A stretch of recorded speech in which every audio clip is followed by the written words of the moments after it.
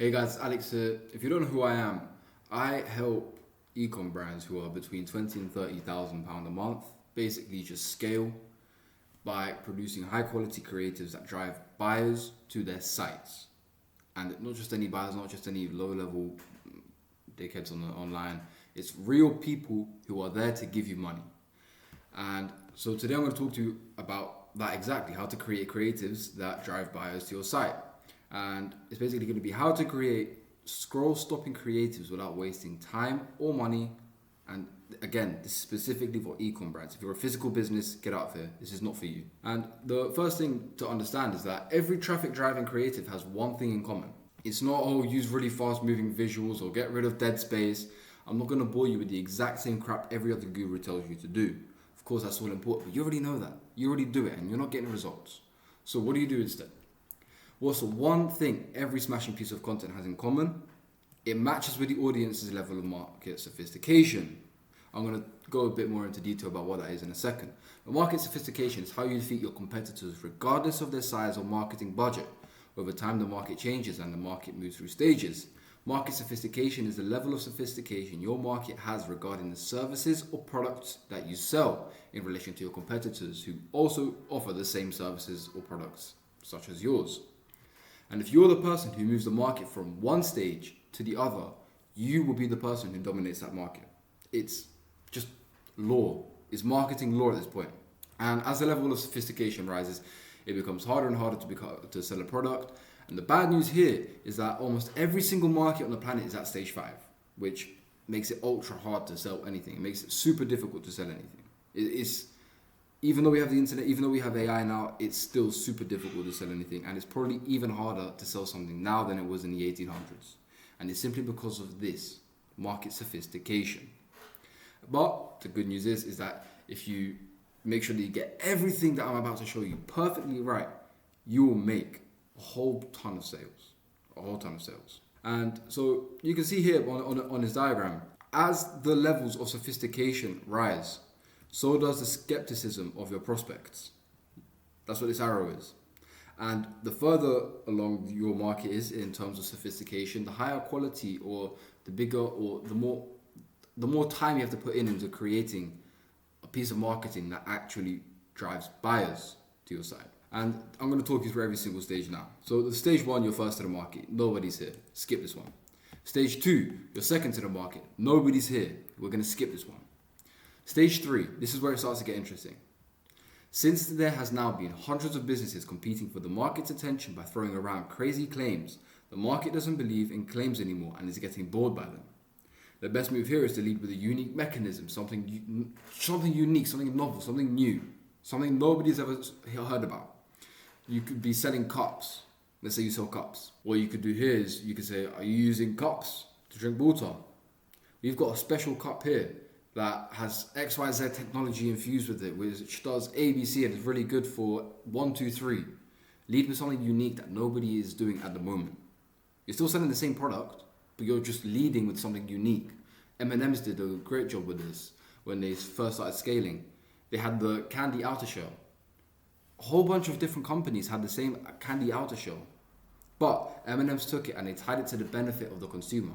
They said, hey, this melts in your mouth, not in your hands. And that is what drove their scale.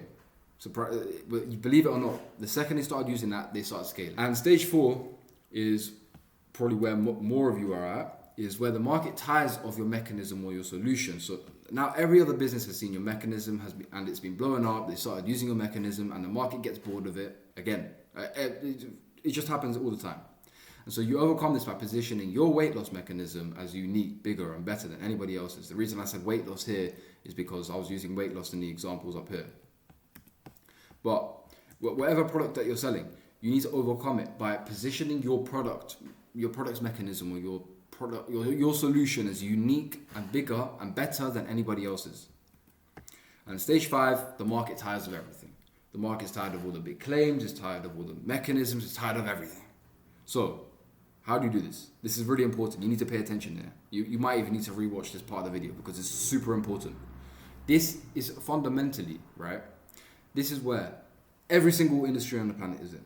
99.99999% of industries are here right now, and it's simply because we've existed in this society for so long, where people just have had the time to just rinse the shit out of everything. Most markets are lingering around here, and here's why that's why they make no sales. The market no longer believes your claims. All the mechanisms in the market look the same, and here's how you overcome it. There's 4 different options. So, first option is you lead with identification. This supplement tastes bad. Only high T men take it. This is a great example, and Andrew Tate did a really good job with this with Fireblood. He sold an identity rather than just a food supplement.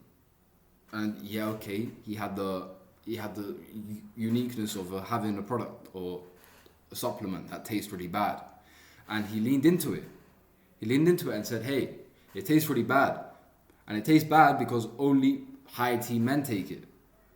That is the marketing play that he did there, and it's super smart. And it's super smart, especially if you're selling any sort of fitness products, fitness especially. I need to create a whole new stage for market sophistication for supplement brands, because it's been rinsed completely to the max.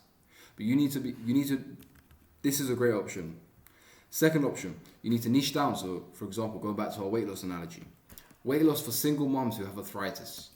I just picked out a random example, but again, let's say you're selling cups. Coffee cups for busy dads who are working 18-hour days and have kids to look after. I don't know. I'm coming up with anything off the top of my head.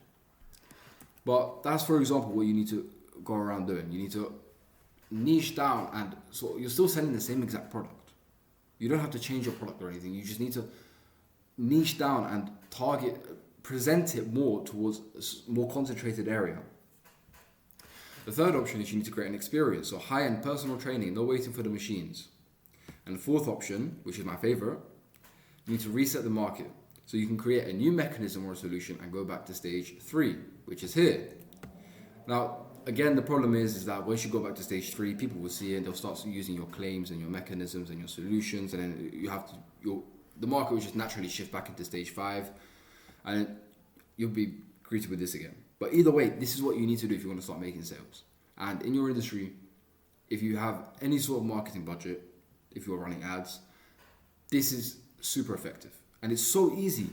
It genuinely is so easy. Anyway, going back to short form content. So how does this work? You need to look at your industry and your competitors, not the losers, they're not used to you. You're going to pay attention to people who are actively killing it inside of the market, because once you look at them, you'll realize they're all positioning their offer in alignment with the market's level of sophistication.